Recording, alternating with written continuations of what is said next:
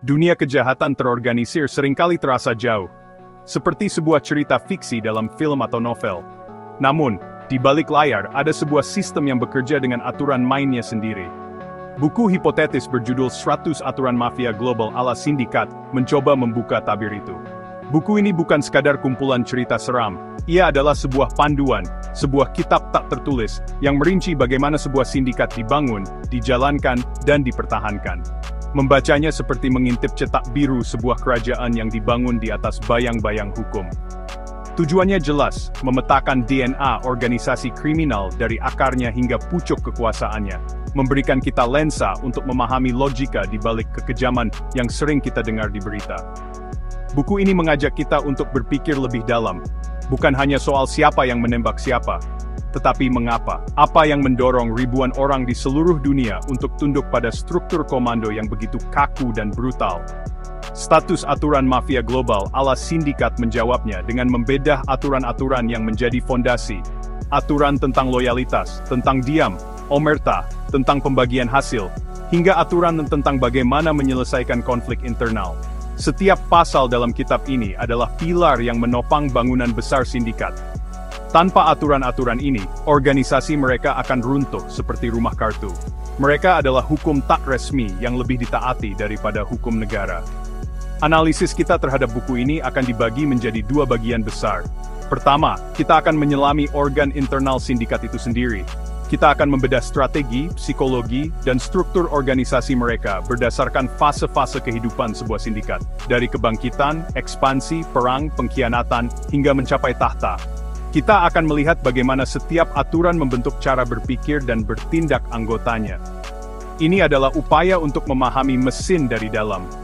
Melihat bagaimana roda-roda gigi kekuasaan berputar dan saling mengunci untuk menciptakan sebuah kekuatan yang begitu tangguh dan sulit untuk diberantas oleh aparat penegak hukum di seluruh dunia.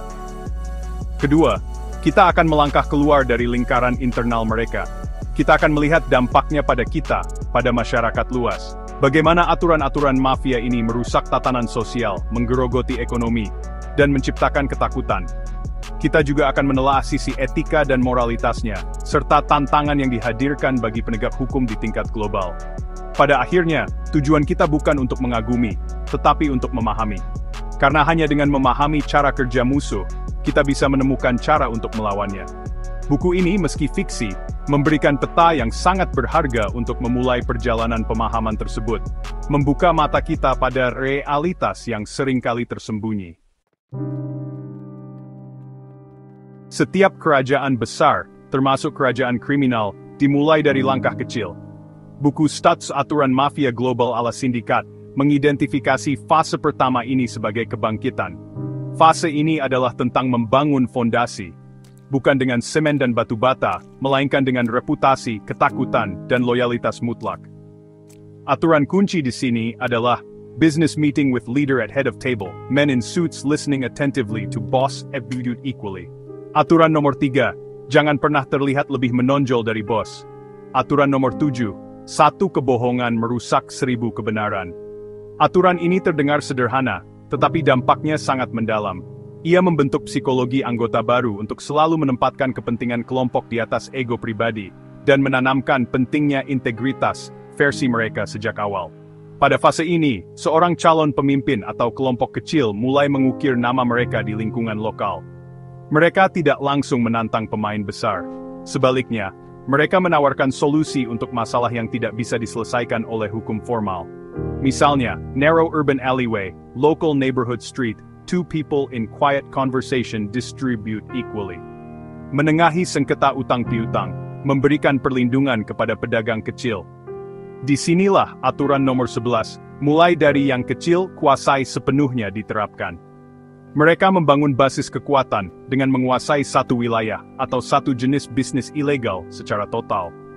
Ini adalah cara untuk menguji sistem, merekrut anggota yang paling setia, dan membangun modal awal tanpa menarik perhatian yang tidak diinginkan dari aparat atau rival yang lebih kuat. Psikologi yang dibangun adalah psikologi eksklusivitas dan persaudaraan.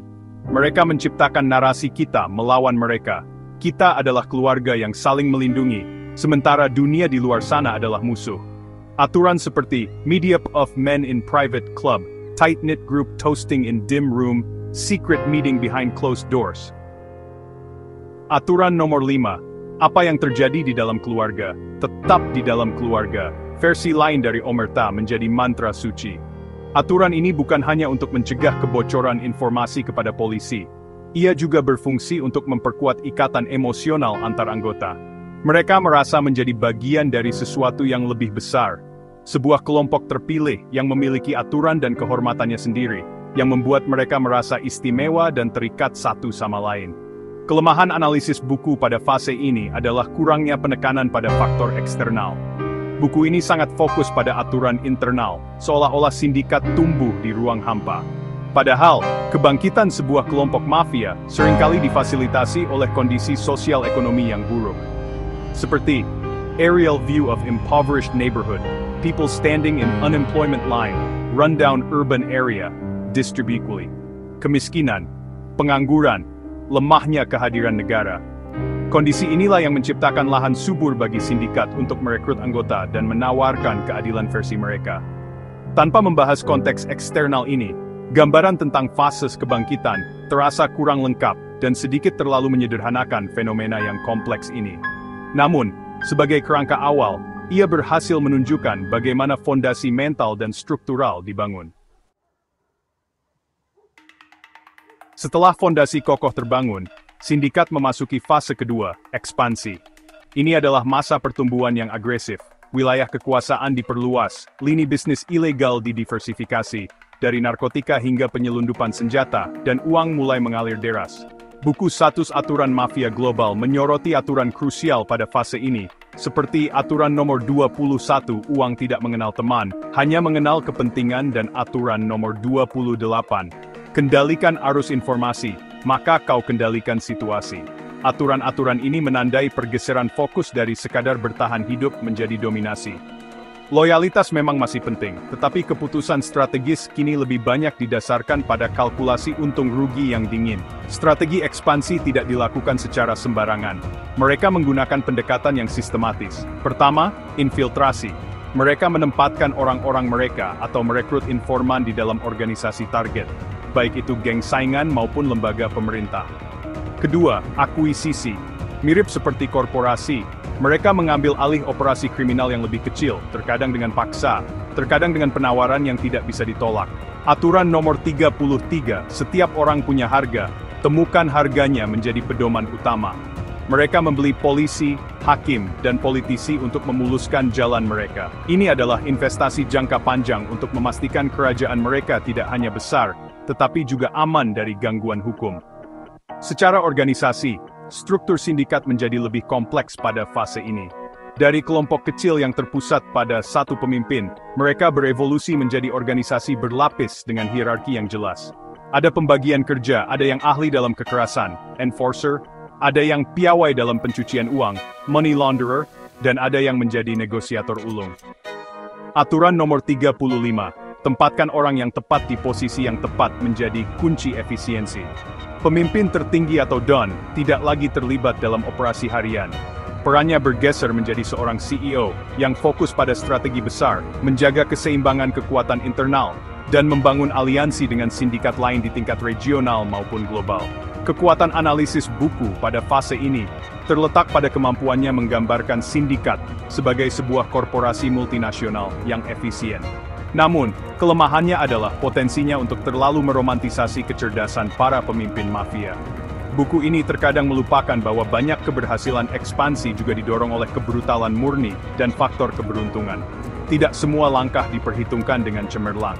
Seringkali, ekspansi terjadi karena rival membuat kesalahan fatal, atau karena ada kekosongan kekuasaan yang bisa mereka isi dengan cepat. Gambaran sindikat sebagai mesin yang selalu berjalan sempurna, perlu diimbangi dengan realitas bahwa mereka juga bisa ceroboh, impulsif, dan seringkali berkonflik secara internal. Ekspansi yang agresif tak pelak akan berujung pada konflik. Inilah fase ketiga, perang terbuka. Fase ini adalah ujian terberat bagi sebuah sindikat. Ketika diplomasi gagal dan negosiasi menemui jalan buntu, kekerasan menjadi satu-satunya bahasa yang dimengerti. Buku ini mengupas sisi tergelap dari dunia mafia melalui aturan-aturan seperti Aturan Nomor 45, kirim pesan yang jelas. Bahkan jika harus menggunakan darah, dan Aturan Nomor 52, jangan pernah menyerang anggota keluarga sipil musuh, kecuali terpaksa. Aturan kedua ini menarik, karena menunjukkan bahwa bahkan di tengah kebrutalan, masih ada kode etik, meski tipis, yang bertujuan menjaga agar perang tidak meluas di luar kendali. Strategi dalam perang mafia bukan hanya soal adu tembak di jalanan. Itu adalah perang psikologis. Setiap tindakan kekerasan adalah sebuah pesan. Pembunuhan seorang letnan dari kelompok saingan bukan hanya untuk mengurangi jumlah musuh, tetapi juga untuk menyebarkan ketakutan dan menunjukkan bahwa tidak ada yang aman. Aturan Nomor 48, serang. Apa yang paling mereka cintai adalah manifestasi dari strategi ini. Bisa jadi itu adalah bisnis andalan mereka, letnan kepercayaan mereka, atau rute penyelundupan utama mereka. Tujuannya adalah untuk melumpuhkan musuh dari dalam, merusak moral mereka, dan memaksa mereka untuk menyerah, atau membuat kesalahan fatal karena panik. Perang terbuka mengubah dinamika internal organisasi secara drastis. Loyalitas diuji hingga titik puncaknya. Anggota dipaksa untuk memilih pihak, dan keraguan sekecil apapun bisa berakibat kematian. Psikologi paranoia merajalela. Setiap orang mencurigai setiap orang. Pemimpin harus mampu menjaga moral pasukannya, sambil terus waspada terhadap potensi pengkhianat di lingkarannya sendiri. Aturan Nomor 55. Dalam perang, percayai instingmu lebih dari laporan intelijen menjadi relevan. Keputusan harus diambil dengan cepat, seringkali dengan informasi yang tidak lengkap. Kesalahan sekecil apapun bisa berarti kehancuran total bagi seluruh organisasi. Analisis buku ini sangat kuat dalam menggambarkan kebrutalan dan kalkulasi dingin di balik perang mafia. Ia berhasil menunjukkan bahwa kekerasan bukanlah tindakan acak, melainkan alat komunikasi dan strategi. Namun, ada satu kelemahan. Buku ini cenderung kurang mengeksplorasi dampak perang terhadap warga sipil yang tidak bersalah. Peluru nyasar, bisnis yang hancur karena menjadi lokasi baku tembak, dan trauma psikologis masyarakat yang hidup di tengah zona perang, seringkali hanya menjadi catatan kaki. Padahal, korban terbesar dari perang mafia bukanlah para gangster itu sendiri, melainkan masyarakat biasa yang terjebak di tengah-tengah pertikaian mereka. Setelah atau bahkan selama perang terbuka, fase yang paling berbahaya bagi seorang pemimpin mafia muncul dari dalam pengkhianatan. Ini adalah fase keempat, di mana ikatan yang dibangun di atas darah dan sumpah diuji oleh ambisi, ketakutan, dan keserakahan. Buku 100 Aturan Mafia Global mendedikasikan beberapa aturan paling sinis untuk fase ini. Contohnya, Aturan Nomor 66. Jaga temanmu tetap dekat, dan musuhmu lebih dekat lagi. Sebuah pepatah klasik yang menjadi prinsip bertahan hidup. Lalu ada Aturan Nomor 71. Pengkhianatan tidak pernah datang dari musuh. Aturan-aturan ini adalah cerminan dari paranoia yang konstan di puncak kekuasaan. Pengkhianatan bisa datang dalam berbagai bentuk. Yang paling umum adalah dari seorang letnan ambisius, yang merasa sudah saatnya ia mengambil alih tahta. Ia mungkin melihat pemimpinnya sudah tua, lemah, atau membuat keputusan yang buruk selama perang. Pengkhianatan juga bisa datang dari anggota yang ditangkap polisi, dan dihadapkan pada pilihan penjara seumur hidup, atau menjadi informan, atau pentito. Ketakutan akan hukuman seringkali lebih kuat daripada sumpah loyalitas. Aturan Nomor 75. Setiap rantai seizin seutas tali, dan setiap tali seizin seutas benang, menggambarkan betapa rapuhnya struktur loyalitas ketika ditekan dari luar. Psikologi seorang pemimpin pada fase ini adalah isolasi total. Ia tidak bisa lagi mempercayai siapapun sepenuhnya, bahkan orang-orang terdekatnya. Setiap pujian bisa jadi adalah sanjungan palsu, setiap laporan bisa jadi adalah informasi yang menyesatkan. Ia mulai menguji loyalitas orang-orang di sekitarnya dengan cara-cara yang kejam, menciptakan lingkaran ketakutan yang justru bisa memicu lebih banyak pengkhianatan. Ini adalah sebuah paradoks tragis. Semakin keras ia mencoba mengamankan kekuasaannya dari ancaman internal, semakin besar kemungkinan ia menciptakan musuh baru di dalam lingkarannya sendiri. Aturan Nomor 79. Semakin tinggi kau mendaki, semakin kencang angin berhembus sangat relevan di sini. Buku ini sangat berhasil dalam membedah dinamika internal dan psikologi paranoia yang melingkupi fase pengkhianatan. Ia melukiskan gambaran yang suram namun realistis tentang kerapuhan kekuasaan yang dibangun di atas kejahatan. Namun, analisisnya bisa diperdalam dengan mengeksplorasi peran penegak hukum secara lebih aktif dalam memicu pengkhianatan. Program perlindungan saksi, misalnya, adalah alat yang sangat efektif untuk memecah belah organisasi dari dalam. Buku ini cenderung melihat pengkhianatan sebagai produk cacat internal semata. Padahal seringkali ia adalah hasil dari strategi cerdas yang diterapkan oleh pihak berwenang untuk mengeksploitasi celah-celah dalam kode etik mafia. Jika seorang pemimpin berhasil melewati fase perang dan pengkhianatan, ia akan mencapai puncak fase tahta. Ini adalah posisi kekuasaan absolut, di mana ia menjadi capo di tutti tapi atau bos dari segala bos. Namun, buku ini dengan cerdas menunjukkan bahwa tahta bukanlah akhir yang bahagia. Ia adalah sebuah sangkar emas yang penuh dengan dilema. Aturan yang berlaku di sini menjadi lebih filosofis dan strategis, seperti aturan nomor 88. Kekuasaan sejati bukanlah kemampuan untuk menghancurkan, tetapi untuk membiarkan hidup. Dan aturan nomor 92, jangan pernah membuat keputusan saat emosi.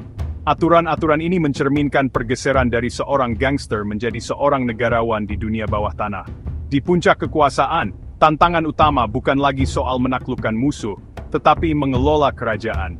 Sang pemimpin harus menjaga keseimbangan antara faksi-faksi di bawahnya, memastikan tidak ada yang menjadi terlalu kuat dan berpotensi mengancamnya. Ia juga harus memikirkan suksesi, sebuah tugas yang sangat sulit dalam dunia yang tidak mengenal garis keturunan yang sah. Aturan nomor 95, warisan terbaik bukanlah uang, tetapi struktur yang bertahan. Setelah kau pergi menunjukkan adanya kesadaran akan legasi. Sang bos mulai berpikir seperti seorang pendiri dinasti. Bagaimana caranya agar kerajaannya tidak runtuh setelah ia tiada? Psikologi sang penguasa adalah campuran antara kelelahan, paranoia, dan keinginan untuk melegitimasi kekuasaannya. Banyak pemimpin mafia di fase ini mencoba mengubah citra mereka. Mereka berinvestasi di bisnis-bisnis legal, menjadi filantropis, dan mencoba membeli kehormatan sosial. Ini adalah upaya untuk mencuci tidak hanya uang mereka, tetapi juga dosa-dosa mereka. Aturan nomor 99. Pada akhirnya, kau akan dihakimi bukan oleh musuhmu, tetapi oleh sejarah menangkap esensi dari kegelisahan ini. Mereka tahu bahwa meskipun mereka berkuasa, sejarah akan mencatat mereka sebagai penjahat, dan ini menjadi beban psikologis yang berat. Kekuatan buku ini pada fase tahta adalah kemampuannya untuk melakukan deromantisasi posisi bos besar. Ia tidak menggambarkannya sebagai posisi yang glamor, melainkan sebagai puncak kesepian yang penuh tekanan. Namun, analisisnya bisa lebih kritis terhadap konsep legitimasi. Buku ini seolah menyiratkan bahwa, dengan menjadi filantropis, seorang bos mafia bisa mencapai semacam penebusan. Padahal, dalam kenyataannya, uang haram yang disumbangkan tetaplah uang haram. Tindakan ini lebih merupakan strategi public relations untuk mengamankan aset dan pengaruh, bukan sebuah pertobatan sejati. Menggambarkan dilema dengan lebih tajam, akan membuat analisisnya senswarnsik. Setelah membedah organ dalam sindikat, kita harus melangkah keluar dan melihat jejak kerusakan yang mereka tinggalkan. Aturan-aturan mafia tidak hanya berlaku di dalam lingkaran mereka. Mereka merembes keluar dan meracuni masyarakat serta ekonomi secara luas. Aturan seperti Aturan Nomor 41. Kendalikan serikat pekerja, pelabuhan dan transportasi. Maka, kau kendalikan nadi ekonomi menunjukkan bagaimana mereka secara sistematis menyusup ke dalam sektor-sektor vital. Mereka tidak hanya menjalankan bisnis ilegal, mereka memanipulasi bisnis legal untuk keuntungan mereka. Menciptakan distorsi pasar yang merugikan pengusaha jujur dan konsumen. Dampak sosialnya sangat merusak. Di komunitas yang mereka kuasai, mafia menciptakan pemerintahan bayangan. Mereka menawarkan keadilan yang cepat dan brutal, yang terkadang lebih menarik bagi sebagian orang daripada sistem peradilan formal yang lambat dan birokratis. Ini mengikis kepercayaan masyarakat terhadap negara dan institusi hukum. Aturan nomor 15, jadilah pahlawan bagi orang miskin, maka mereka akan menjadi tamengmu. Adalah strategi untuk membeli loyalitas publik. Mereka memberikan bantuan sosial atau menyelesaikan masalah warga, tetapi imbalannya adalah kebisuan. Masyarakat menjadi takut untuk melapor ke polisi, menciptakan lingkungan di mana kejahatan bisa tumbuh subur tanpa hambatan. Secara ekonomi, dampaknya seperti kanker. Praktik pencucian uang melalui bisnis-bisnis legal seperti restoran, konstruksi, atau real estate merusak persaingan sehat. Pengusaha yang jujur tidak bisa bersaing dengan bisnis yang tidak perlu mencari untung, karena tujuan utamanya hanya untuk membersihkan uang haram. Ini mematikan inovasi dan semangat kewirausahaan. Selain itu, praktik pemerasan atau uang perlindungan menjadi pajak ilegal yang harus dibayar oleh para pemilik usaha, meningkatkan biaya operasional yang pada akhirnya dibebankan kepada konsumen melalui harga yang lebih tinggi. Ekonomi lokal menjadi tidak efisien dan rapuh. Buku 100 Aturan Mafia Global secara implisit menunjukkan dampak-dampak ini, tetapi tidak menjadikannya fokus utama. Kekuatannya adalah pada analisis internal. Namun, untuk pemahaman yang komprehensif, dampak eksternal ini perlu dieksplorasi lebih dalam. Misalnya, bagaimana budaya mafia yang meromantisasi kekerasan dan jalan pintas memengaruhi generasi muda di suatu wilayah. Bagaimana korupsi yang mereka sebarkan di kalangan pejabat publik merusak fondasi demokrasi.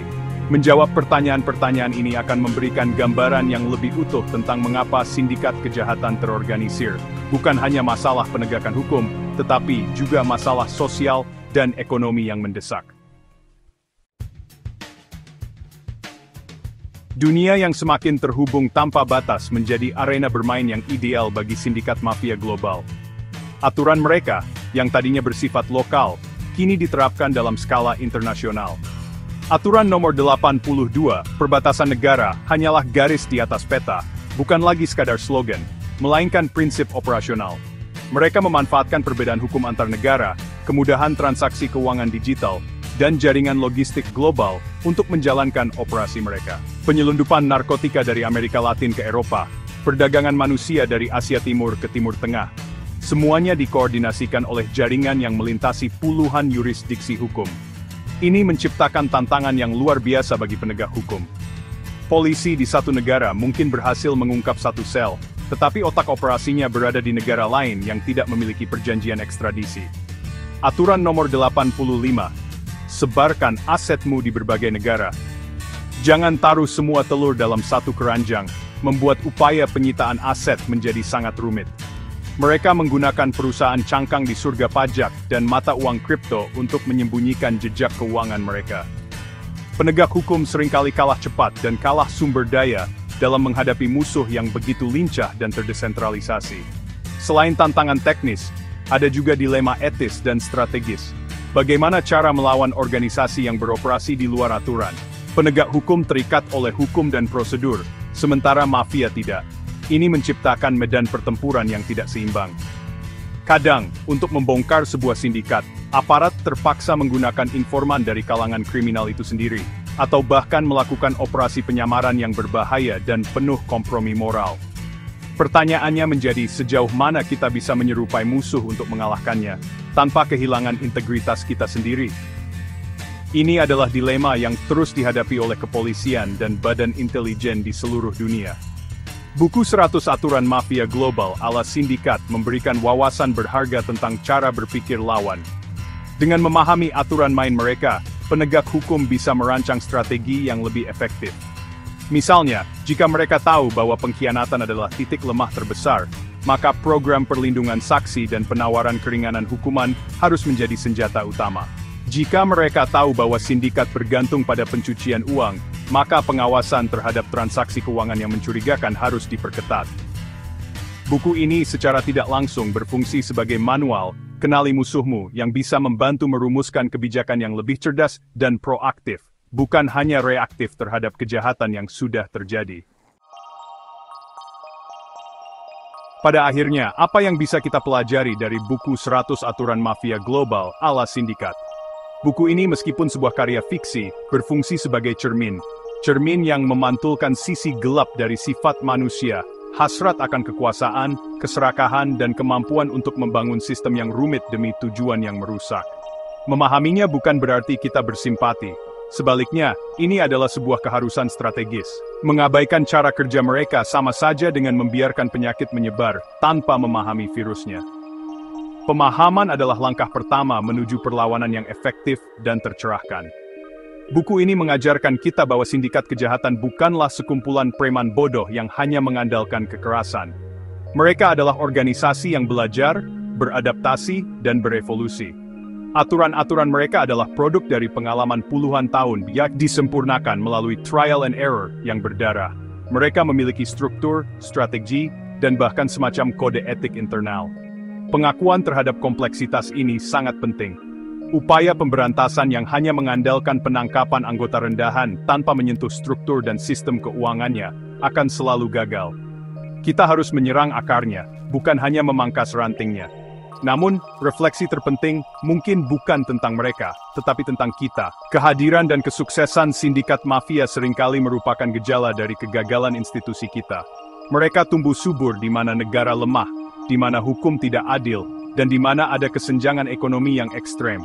Mereka menawarkan ketertiban ketika ada kekacauan dan peluang ketika ada keputusasaan.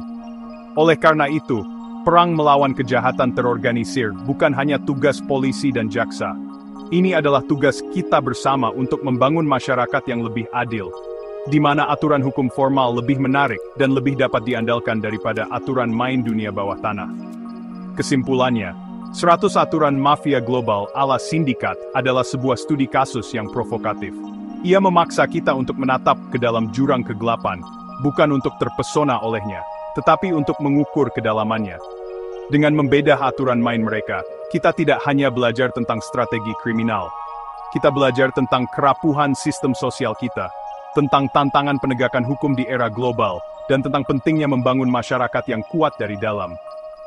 Karena pada akhirnya, cara terbaik untuk mengalahkan kerajaan bayangan adalah dengan memastikan bahwa kerajaan terang, yaitu negara hukum yang adil dan makmur, berfungsi untuk semua warganya.